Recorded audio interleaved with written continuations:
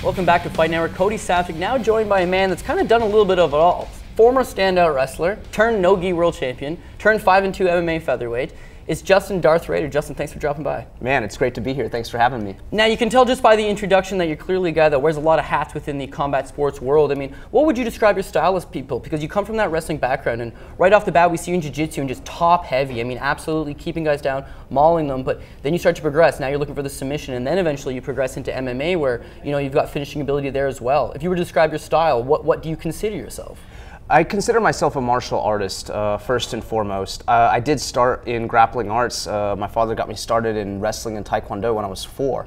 And I started training Brazilian Jiu-Jitsu out in Oklahoma City, Lovato School of Brazilian Jiu-Jitsu and Mixed Martial Arts when I was 12 under Professor Rafael Lovato Jr. and his father. So, you know, I started in the grappling arts and I did much striking while I was there as well. But I would describe myself as a martial artist, and I try to be as complete as possible, train every aspect of the game. So that would be the style that I describe myself as. Now, you talked about, and I wanted to ask you this, I mean, you start wrestling at age 4, and I don't think a lot of people could fathom what a wrestling program for 4-year-olds would look like, but you actually, a funny fact for MMA fans is that you started under Johnny Hendricks' dad a long time ago as a youth. Yes, yes, that was where I started. My father, he researched a lot of the wrestling programs around there at that time, trying to find the most credible instructors that he could for my martial arts journey. And to me, it didn't, you know, mean a whole lot to me. Especially at the time. Yeah, at that time, I was 4 years old. Like, I didn't really know what I was getting into. And so he had researched quite a few programs, and he came upon the Edmund Bulldogs program, which is what it was called back then. And Kevin Hendricks ran that program. He was, I believe, 2-time NCAA champion himself. And so, yeah, I was on the same team as Johnny Hendricks and Tion Ware and a lot of those guys back in the day. And being that age, I didn't realize the kind of caliber team that I was on. I just walked in there every day and I, you know, gave my best and did what I could. And for the most part, especially starting out, they were, you know, those guys were a couple years older than me. They kind of put it to me quite a bit good. And so I had to learn very quick, very fast. And that was kind of really, you know, how it began. So it was a lot of fun. And when you decided to make the transition to MMA, did you reach out to those guys at all? I mean, we saw Hendricks especially, he joined Team Takedown, and the idea was that we're going to get guys like Shane Roller, guys that were, you know, good college wrestlers, and we're going to convert them over to MMA. For you, you're an Oklahoma guy, and you have a fantastic opportunity that, like you're right, Rafael Lovato Jr. is just down the road, great guy to train with. But had you reached out to the Hendricks guys at all? Have you reached out to anybody from your wrestling upbringing about maybe tips or pointers about what to do in your own career? No, not really. You know, we all kind of went by middle school. We all kind of went our separate ways. You know, he and most of those guys went to some of the bigger Edmond schools, and I actually went to a smaller Edmond school, Deer Creek High School, and I started wrestling for Andy Howington, who I still have a very good relationship with now, and I will oftentimes go reach out to him and go practice with him from time to time, as he's the one that really kind of brought me up in so many ways, both in wrestling and he really taught me you know, how to be a winner, and he taught me the value of, you know, hard work and my work ethic. So yes, I do reach out to him quite often, and I'll go back and you know, visit and train with him. But you know, yeah, by that time we kind of all went our separate ways, and you know, I saw, you know, Johnny go on and do, you know, absolutely amazing things, and of course, you know, he was UFC champion just a few years ago, and is now still doing really great in the UFC. But no, for the most part, you know, I started training at Lovato School of Brazilian Jiu-Jitsu, and the rest is history there. I've been there for 18 years now. And talk about your progression through the, you know, the martial arts world. I mean, it seems like very standard one for yourself, but very interesting one as well. So you start wrestling, and then eventually it's like, you do what you can in wrestling. You hold guys down. You're a competitive guy, very clearly. It's like, well, what's that next stage from wrestling? Well, you know what? You choke guys out. You can break arms. You can get submission. I want to do that. So you're doing that, and you take that to a very high level as well. And it's like, well, what's beyond that? It's like, you can start smashing them now, you know, fists, elbows, whatever you need. It's just like, okay. Has that been the progression? Has it always been, I'm a competitive guy, I want to see how far I can take it? Absolutely. My father is the one, again, that got me started at such a young age, and for me, martial arts has always been there. It's been a part of my life. I've never really known life without it.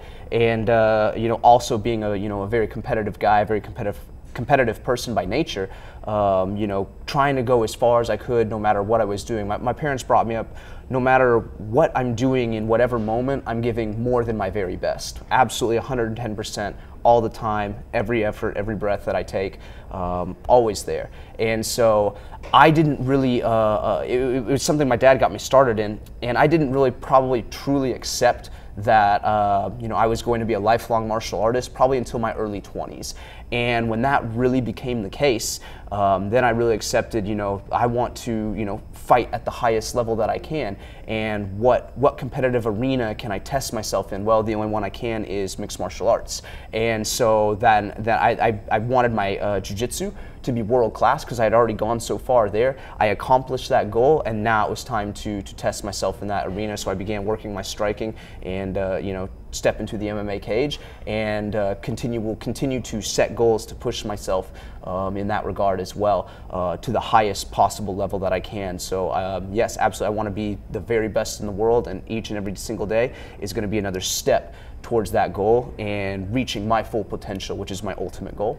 Well, I mean, you talk about hard work, and you're a guy that maintains a very busy schedule as well. I mean, I'm sure just in wrestling and grappling, there's opportunities to compete every other weekend, so guys can maintain that schedule. But you're returning to the cage LFA 15 June 30th, which, by the way, you can watch live on Fight Network. But that marks actually the 4th time in 13 months that you've entered the cage. You've won your last 3 fights in a row. Do you have that similar mindset of, if I'm healthy, I want to get in there as much as possible? Are you the kind of guy that learns from the actual in-cage experience? Yes, absolutely, and that's why I always like competing.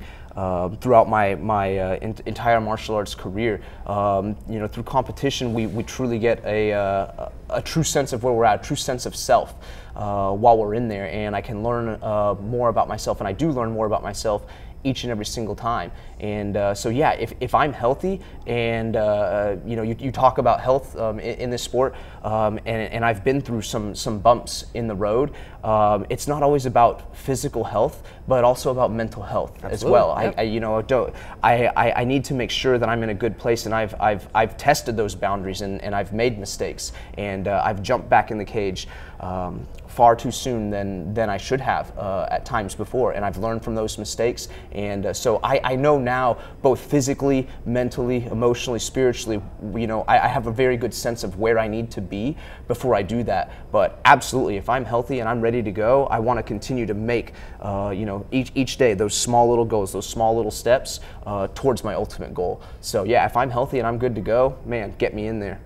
Well, at LFA 15, we do believe that you are healthy. You'll be taking on Emmanuel Rivera. Now, what I want to ask about him is undefeated prospect, 6-0, seems to be a good finisher as well. But he's a guy that's also from the same area. He's from Oklahoma, and I think a lot of the times when you're a fighter coming up on a certain regional circuit, you notice the other talents. You notice the certain guys that you might match up with. You notice the certain guys that you might fight down the road. But you just kind of have an awareness. Prior to signing the contract to fight Rivera, did you know who he was, or was this very much a case-by-case scenario? You got the name, and you said, you know what, I'm ready, I'm in shape, let's do this. No, I absolutely knew very much who he was. We fought on a couple of cards together as well, coming up through.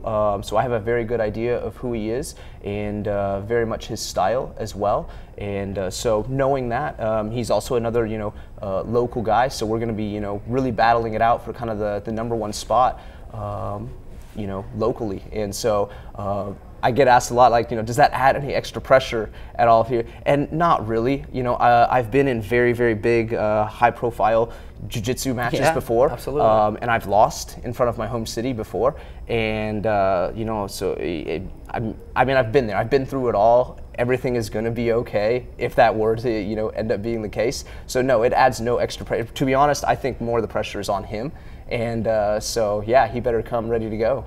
You know what? You got a positive attitude. You're in great shape. You've got a big opportunity coming up in front of you. Does it almost feel like 2017 could really be the breakout year from you? I mean, you're currently on a 3-fight winning streak. This one would put you on a 4-fight, obviously, but it also gives you a win over an undefeated prospect. And this would be the second undefeated prospect you've defeated, as you beat Mike Maldonado, who you thoroughly thrashed, let's be honest here. It seems like at 30 years old, coming from your background, coming from your pedigree, this does seem to be the prime of your life. Does it feel like 2017 is the year that Justin Darth Rader, breaks out and shows his name to the world? Or do you feel like I'm okay with just taking it slow and taking a couple more fights and really, developing still? Yeah, I really do believe that this has been one of my better years. To date, 2015 was a really low year, probably one of the toughest years of competition for me, but I have a really good feeling about this year. I don't know that I want to come out and say it's going to be a breakout year quite yet. I'll continue to take it day by day, but I feel fantastic, and I've been in those situations before,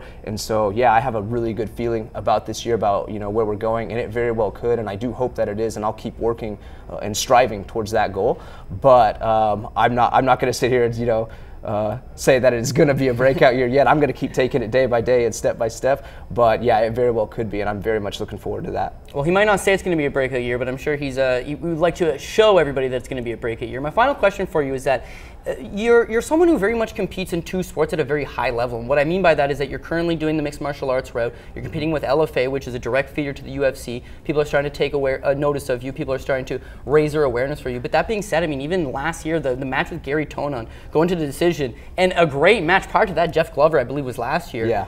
Great matches. You're still hanging with the best guys almost in the world of jiu-jitsu, and you're still hanging and you're developing yourself in the world of MMA. Does there come a time where you've got to pick one or the other, or is it almost like your coach Rafael Lovato, where, you know what, I wouldn't mind taking a swing at ADCC and competing in MMA? Is there a balance for you, or you're just, we've talked about, you like competing as much as often, you can find a balance for both? Well, I've been doing grappling for so long. For me, grappling is like the back of my hand. MMA, I'm still very much learning a lot of new things and trying to put my game together and progress as a martial artist, but I feel very comfortable and confident with where my grappling is at, and so training for those events is not nearly as strenuous as it used to be. We will have ADCC Finland coming up later this year. I won the trials for that, so I actually will be going back, and I'm very excited about that. That will be a strenuous training camp, and I was able to place at that tournament a couple years ago, so I'm very much looking forward to winning the gold medal